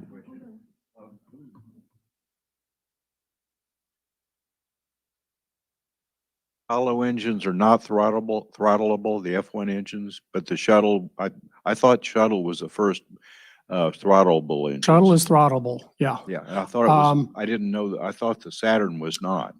They're gimbalable, I know that, they come, you know, they come across. If they're throttleable, I didn't come across it. So I don't know if they could be stopped. They could be stopped short of liftoff, just as the shuttle engines were on at least one mission. Throttleable, I don't think so. I think I they were, don't think they were I either. think once they were on, they were on. We had 3G throttling on the shuttle. Yeah. To keep it from.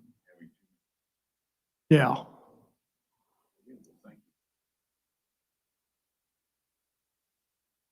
Thank you. And oops, I was gonna about turn it back over to Doug. I was looking at the thrust plate for the, I don't know, the one with all the holes in it. Yeah, yeah, that's for the Was F1 that- engine. Was that machined or was that welded together? How was that put together? And hand drilled, if you won't believe that. Yeah, well, a lot of that stuff was handcrafted. And that's what was the sad thing, because they were losing that skill set with those people. Yeah, mistakes were made, and probably a few thrust plates ended up in the dumpster out back. You know, a few oh hecky darns, and well, they had to figure out exactly what they needed to do to get the drilling and the quality assurance done. Now, I'm sure it was done, you know, on a machine with a drill, but they could move the plate to a predefined position, drill the hole, but it had to be done, and had to be done precisely. Jim?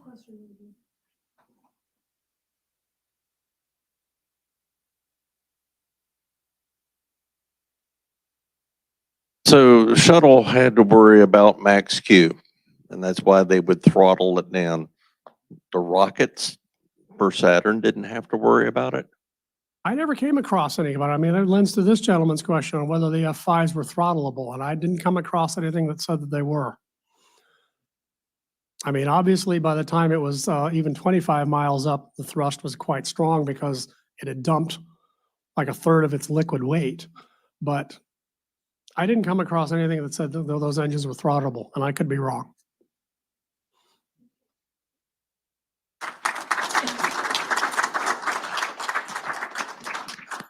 Okay, thank you very much for that, David. If you guys have more questions for David, come to Mod Pizza and maybe you can ask him more questions there.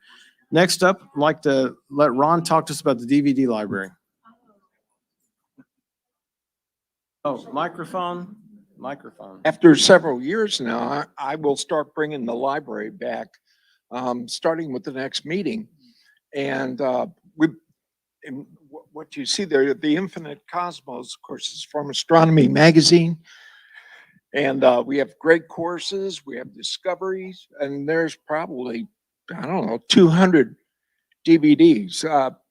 19 are missing, but we had a former member who lives in Austin that last year sent me another 27 to add to it. So you're more than welcome. If you've come a couple of times, to go ahead and take out the DVDs.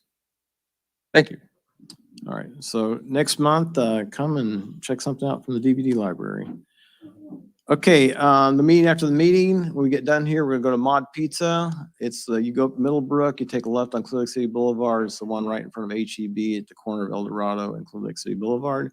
Hope you guys can join us there, and we have discussions about, we can talk about Apollo some more and astronomy topics. And the fellow who's interested in astrophotography, we do a lot of astrophotography talking at these meetings too. Mod Pizza right after this meeting. Okay, normally we'd have a break here, but guys, we're just simply out of time. So it's not gonna happen tonight, sorry. If you need a break, go out and take your own break, but we gotta move on to get out of here by 9:30. All right, next one up is Chris Randall, Lunar Mars Occultation.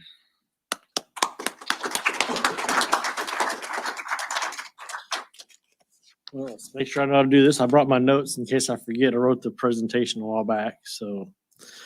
Okay, notice I put in grazing because when I saw the presentation, I decided that I wasn't gonna just see Mars go behind the moon. I wanted to see it going along the edge, which is, this is basically a I think. When I first saw this thing out on Astronomy League, they talked about this thing, the nice line there, and they talked about San Antonio and Austin being in the edge, and that was the transit line. So I went and make sure you hear me. So I was going to go look at that thing. So I have friends in San Antonio, I have friends in Austin. Said, hey, I go crash with them after I watch it and drive back the next day. So I started looking at my friends' houses and looking at the thing. I said, wait a minute. My friend in San Antonio, it was well within the moon. And then a friend in Austin, same thing. I was like, well, they lied to me. You know, so I started thinking, well, I'm in Houston, so I'm obviously out of the thing. So I started having to do some research and figure out what was going on with this presentation that they talked about. So I did a little work, taking Google Maps, finding coordinates, put in my planetarium program and look and see how far the moon was in. And you'll see that blue line on the left there is basically, where I thought the prediction line is for the line between San Antonio and Austin, or between San Antonio and Fort Smith, Arkansas, which a lot of places in the thing said. And so I started taking points, that line. So I looked at parallels. 290 is about perpendicular to that line. So I said, I'll just look at all places up 290 to find the right spot. So I took different towns. And I found one about Rosen. I said, so I looked kind of parallel line. I said, look, Bryan's about that point. And that's a town I can go on. So I said, let me go look at this. So I found these spots and I looked at the things, and you can see the different places I saw that I might go look. And I got the different angles and elevations, and I found out, it looks like Highway 21 is about the 50% line. Very close. So I said, hey, there's some places that I can go hang out there and look. I mean, worst case scenario, I could go to the Messina Hoff, hang out there, enjoy some wine while I'm doing it. But the purple line there is the actual 50% line from IOTA, but we'll get to that later. So I did some research, and after finding, I found this website here after doing some Google, and they put the actual plots on Google Maps. That's where that purple line came from. And then if you go to the IOTA website there, and you can just Google it and find it, that will tell you more about it. So I took that thing and I went to their website, and this is what it came up with. And I said, that's weird. I don't understand all these lines. So I started to read the page and figure out that the two red lines are the limits where 0% coverage and 100% coverage. And the green lines are based, look, the bottom's actually the top of the page. So you can adjust the green lines by the thing. So I had to figure out that thing. So basically move the line until they're also off the upper line. And so I moved it till it got 0, and I said, okay, I'll move it back halfway, and then I made the lines work. And so, but there's a close-up of Bryan. You can see that the whole Bryan College Station area is from one end to the other. And meanwhile, same thing, I heard somebody on one of the websites saying that he was going right here. And that's where they were going. So I propped my lines there. So I got my lines there, and then I zoomed in so you can see I labeled them for you. So it's like, oh, so it's a little further south is the 50% line where I was planning on going. So I zoomed in, I looked here, oh, this shopping center right here. And I was looking at Google Maps and the satellite photos. So I was like, oh, good. That's a big empty parking lot right there, and one little shop for coffee, a grocery store, and a movie theater, and most of the parking lot's empty. It's like, oh, perfect. Perfect spot to go set up in. I got bathrooms and in and out easy, and there's food nearby. And then my other options were these parks and these schools and up in this area here. So I had some other places planned, but with schools nowadays, all the sensitivities, you don't want to go places and not have permission. So I did it. So I showed up there. Oops, backed up. So I showed up there and I went up there, and oh my God, this parking lot here, it was buildings that weren't on Google Maps. Oh my God, the whole parking lot was a strip center now. And the back edge of it said, okay, I can sit on the back side of it, but then there's a power line with all these grackles and thousands of wires that you can't even see through. So that's not going to be good. Not to mention all the no trespassing, no loitering, no standing, no stopping, tow zone.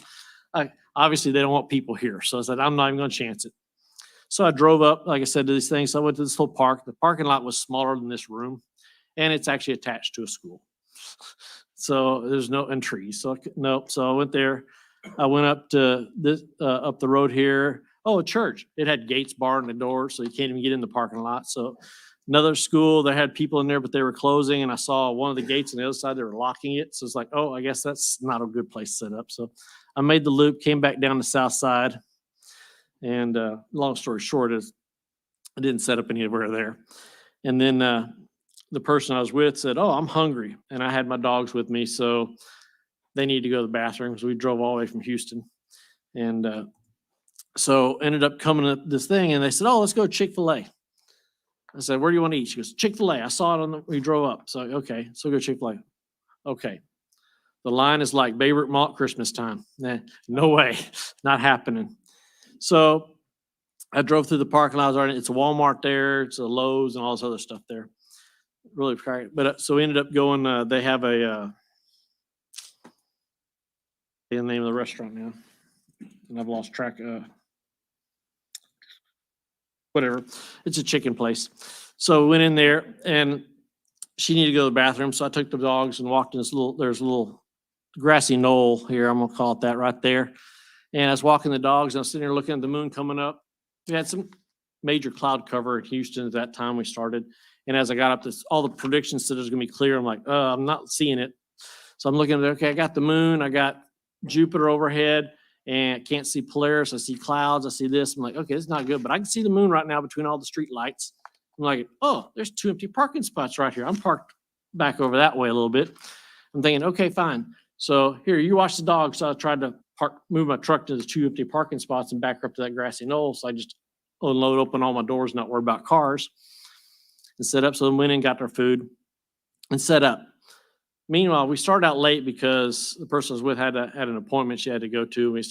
I was planning on getting up there about 3 p.m. and doing all this recon. Ended up getting there at sunset. So it makes it a little harder too. So it's dark already. And we sitting in the parking lot. And this is the view from the parking lot you can see there. I ended up setting up there, got 2 parking spots. Looks like it's one with some space, but it's 2. And you see all the lights. But I'm looking up between all the lights and it's like, there's the moon. It's going to go right up this way. Not a problem.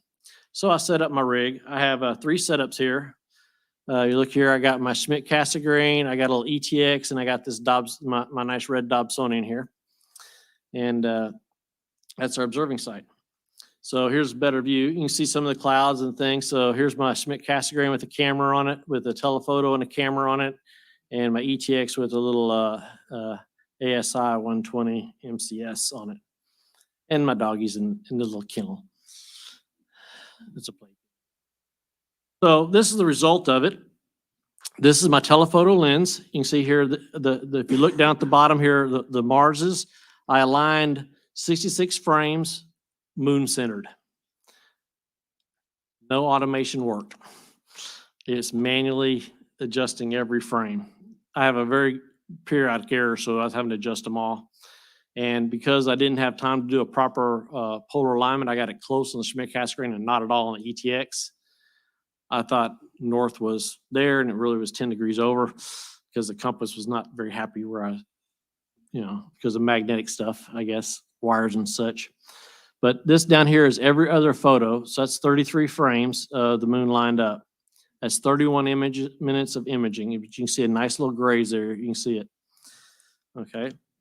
Here's all 66 frames and zoomed up. If you notice, you look closely, you can see that black spot is actually the moon. That's not a gap. That's actually the shadow of a crater rim. And it's actually quite nice. It looks better on my computer, but put it in PowerPoint, it's done.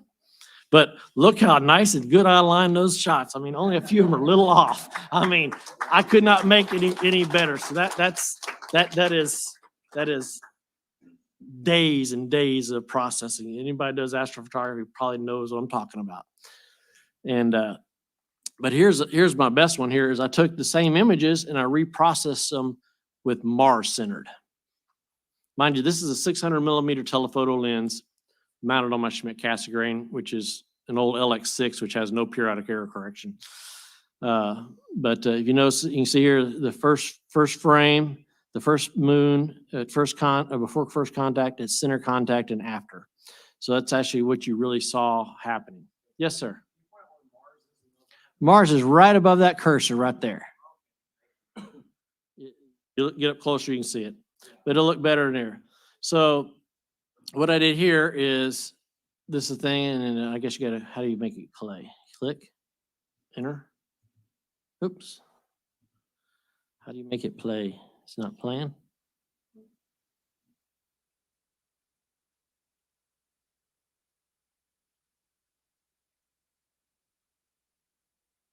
Not playing.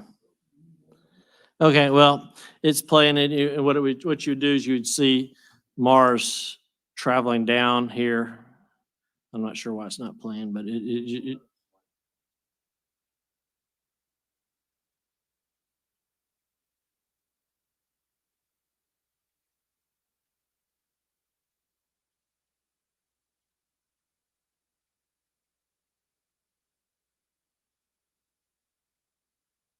okay.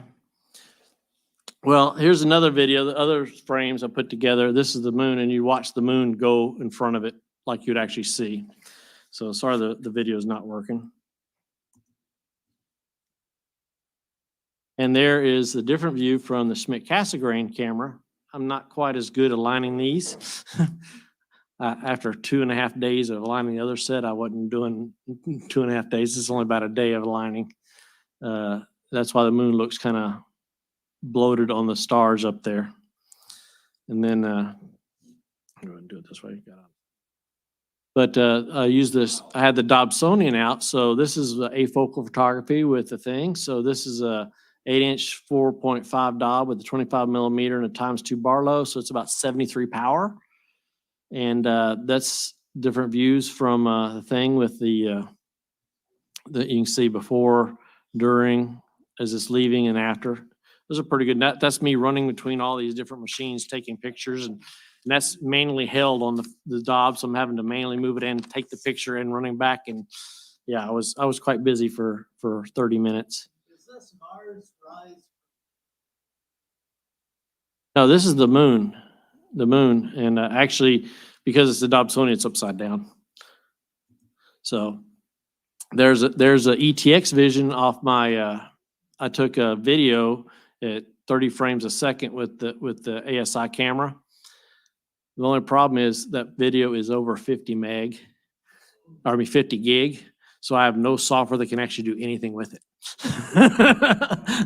None of my software would touch even editing it. So I just had to play it and capture this. But you can see here again, the crater rim. That's actually not space there. That's actually the moon still there. So that was kind of neat on that one. Who says, oh, well, I'm going to do that myself. Well, here's the next opportunity here, January 31st. Problem is, if you want to do the grays, you have to go all the way up here to Oklahoma. So I'm not doing it. It's too far to drive. But you're going to be able to see it down here in the Houston area. And if you look here, this is a planetarium program. So on January 30th, about 11:15 to midnight 17, and right at 23:45, I'll be dead center behind the moon. So that's what we're going to see there, across through the line there. So you can see the bars is there in the middle. It's about 1 hour and 3 seconds of when it's behind the moon. So it'll be, watch it, go inside, come back out later and realign your scope and finish the process. So no grazing for us here. And I said, oh, what about other occultations? So I went to the lunar occultation site and looked for 23. And on April 19th, there's a Jupiter and moon occultation. Well, the problem is like, oh, that's great. And I said, oh, wait, that's a new moon. So I got to thinking, wait a minute, new moon? Wait, so that's only 5.85 degrees from the sun. So I don't have any way to safely view that no matter what. I'd have to have a tube like 20 feet long to be able to even think about getting a safe viewing of that. So that's not doable. It's not safe. However, on January 22nd, this is not a grazing occultation, but it's a near miss of Saturn and Venus. It's really easy to find just before sunset. It's about 19 degrees at sunset. It's 19 degrees above the horizon in the west. And then there's also a new moon, a 1.5 day old moon. It's just a little bit below that. So that's what you get to view there. That'll be fun, worth it. And that's it for me.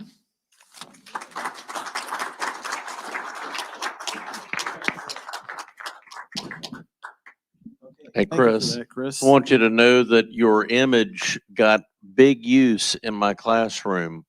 The day after you sent it, I used it to show the kids that the plane of the ecliptic, both the moon and the planet work along the plane of the ecliptic. So I appreciate that. Thank you, sir. January 22nd. Okay, next up, Hey, Doug, Justin, what? just one thing real quick, you might point out the clipboard on the table. Oh, okay. Yeah, there's a clipboard on the table if you'd like to get on our, one of our mailing lists. One's for just meetings only and one's for everything. So it's sitting out here. If you want to put your name and email address, it's right on the table or outside the door. Justin McComb, Zooniverse.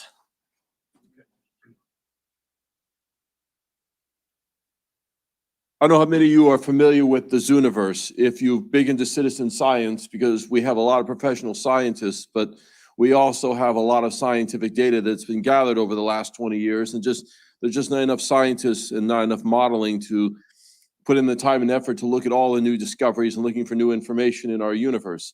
So we have a lot of citizen scientists in vast armies of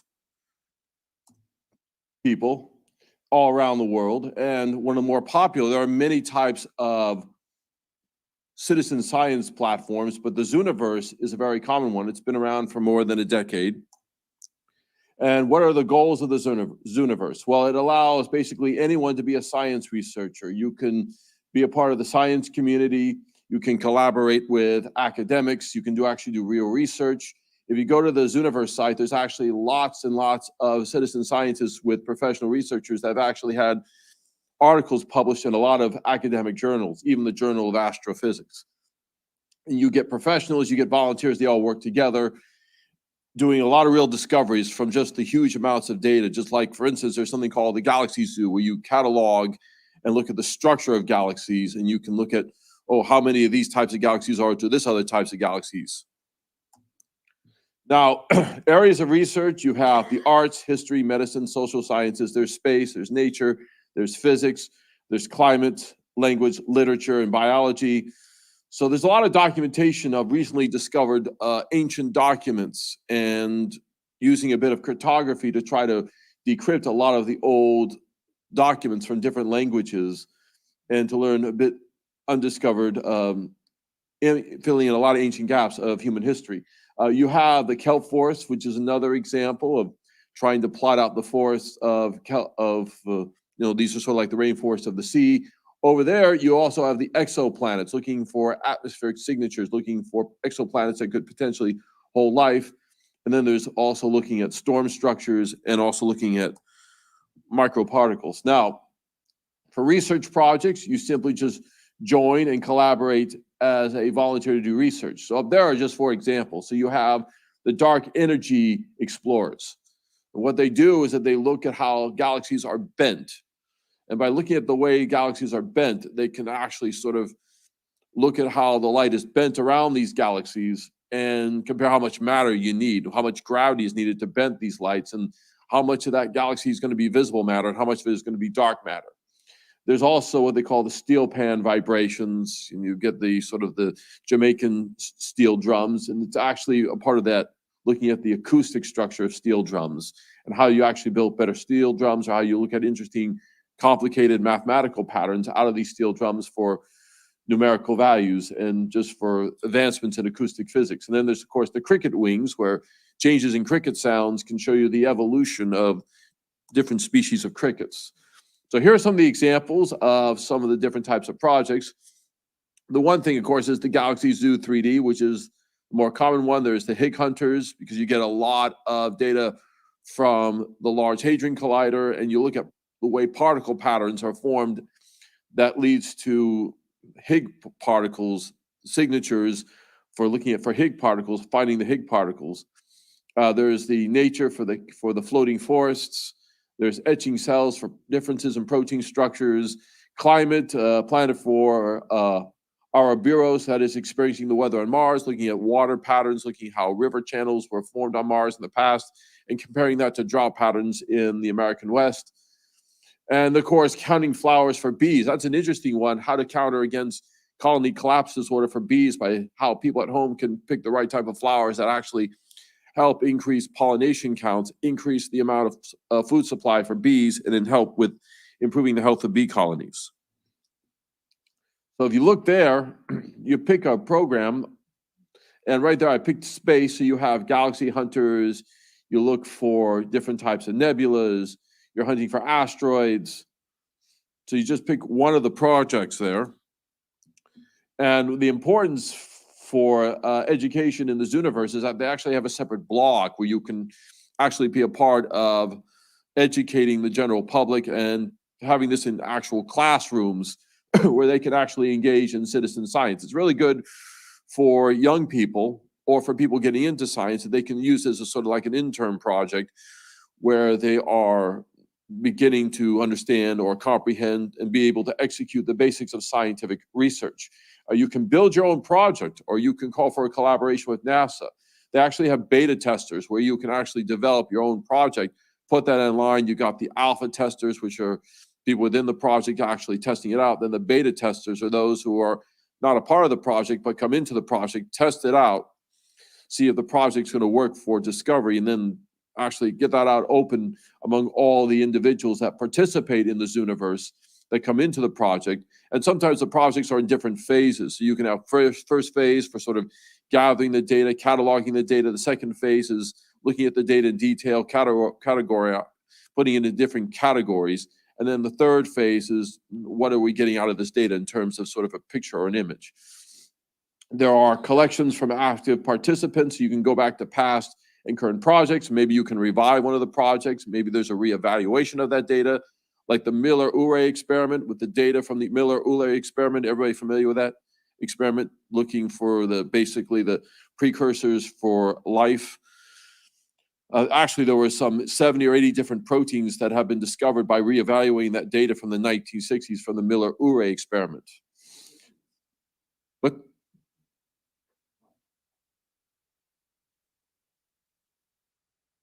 and you have your various different data resources, inventories, and different tools, not just for college students, but also for teachers that they want to introduce this as a means of getting people's hands wet in contributing to scientific research. Here's one.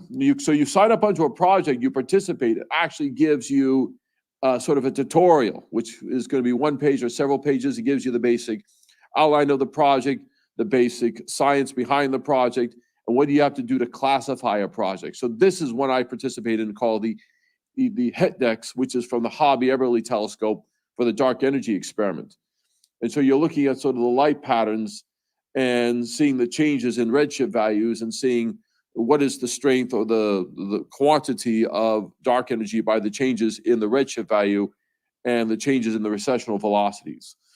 So very few professional researchers, but it drives in large cohorts of citizen researchers that collaborate. When you gather enough data, you can actually have your name put on a professional paper with a lot of these researchers, and you can get published. Actually, if you go to, there's actually a link up there where you can look at publications, and there are just thousands and thousands of publications of professional researchers with citizen scientists in all the various projects, past, present, in all those various areas for the Zooniverse. And you can be a good collaborator and a good contributor to citizen science. Something close to Earth, here is a relationship where if you want to do something more with Earth science, over here is actually dealing with the kelp forests, because the kelp forests are kind of like the Amazon forest or the rainforest of the ocean. And if the kelp forests were to die, well, that would be a bad thing. So here, this sort of maps out the kelp forests, you know, how much sunlight they're getting, areas that are very, very cloudy, and the health of the forests. So you have the tutorial, and then there's the task. And the task is pretty simple. You got the forest. It gives you features here like, are there any clouds? Is it a bad image? If there's no kelp, and then you're done. And then you go to the next thing. You're done and talk about it, and you can provide any extra information, any insights into the blogs that are part of the projects. So here is where you have about the project. So you get basic information about the project, the tasks that you need to do, the information about the project.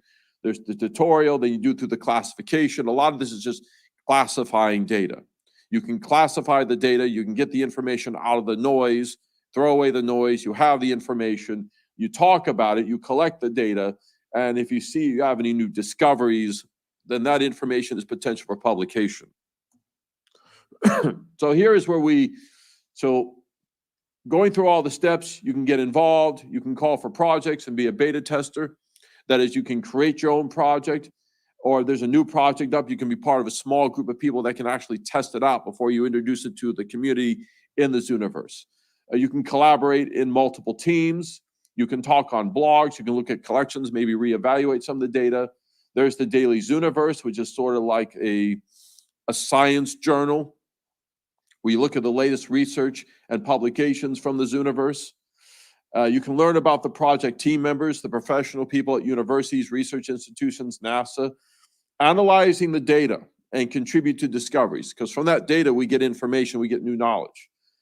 And you can donate to the Zooniverse. It's free. You don't have to pay anything to be a member, but donating to the Zooniverse gives them the financial resources for them to keep this project going. So you can see right up there is the Exoplanet Explorers, Galaxy Builder. These are actually publications of just a handful of professional researchers and a lot of citizen scientists, and they get published in professional journals. Galaxy Zoo, already 73 professional publications. Galaxy Builder, Exoplanet Explorers. So the Zooniverse is a research credit in professional journals, STEM education and knowledge contribution. So this is good for anybody who wants to get any credits for having their names in professional journals for publication. You get research credit that is a part of it. There's STEM education. That's another thing. You can get young kids to participate. Anyone can participate regardless of age. You're contributing to new knowledge, new discoveries, betterment for humankind, and learning more about the universe.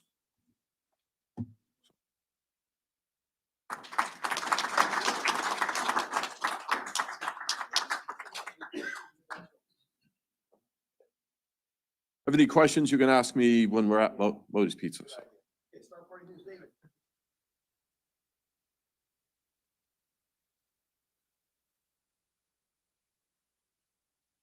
Hello again, and it won't take anywhere near much time. Star Party News. Okay, December 9th, there was an event, Astronomy in the Park. Those of you on the list probably saw Dan's write-up of it. Seemed to have gone reasonably well. That pretty much wrapped everything up for 2022, and I thank those that came out. We're hoping 2023 is going to be a good year for outreach as well. On Saturday, January 28th, Clear Falls High School. The students, that does not include the elementary and middle school, astronomy and physics. The location is actually the football stadium. And Doug kindly put this slide together for me in a pinch. What we do is we park here and then work our way somewhere into the stadium, usually with a pull cart or something. We can set up here in the middle of the field. I think we did the moon, and I think the moon is up that night, so it should be a reasonable target. I think, if I'm remembering my dates right. But we'll have more information about this one as we get closer to the event. We are planning 6 to 8 dates with Hack and 3 to 4 dates with Magnolia Creek. In fact, I've already heard from Magnolia Creek. They want to get on the calendar sooner than later. And so, yeah, I Googled Curiosity Killed the Cat, and I was not disappointed, even though I am a cat person, so.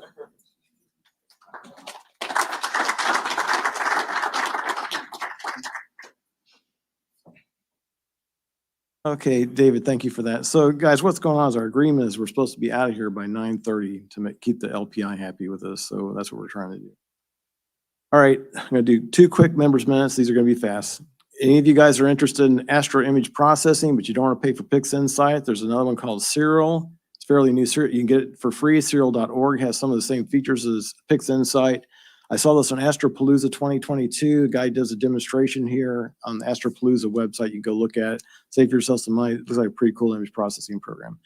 Next one, our trip to our JSCS trip to Fort McCavett, X-Bar Ranch. Fort McCavett these dates, X-Bar these dates. We've got like 6 people for sure going. There's 2 cabins that are rented that I don't know who they are. So if you've signed up for cabins and you haven't told me you're going, let me know, because it'd be helpful to know who's going. There's only one of the cabins near the observing field that's still available at this point. So if you want to go on this trip, you need to get signed up and get your cabin reserved, because they're going fast. Here's some pictures of X bar. I'm not going to spend time. That's what it looks like. It's beautiful. Go have fun. All right, door prizes. Where'd the door prize bucket go? Right there. All